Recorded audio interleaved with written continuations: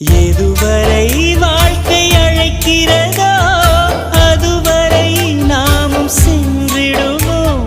விடை பெறும் நேரம் வரும்போதும் சிரிப்பினில் நன்றி சொல்லிடுவோம். பரவசம், இந்த பரவசம் எந்நாளும் நெஞ்சில் தீராமல் எங்கே வாழுமே. கடவுள் தந்த அழகிய வாழ்வு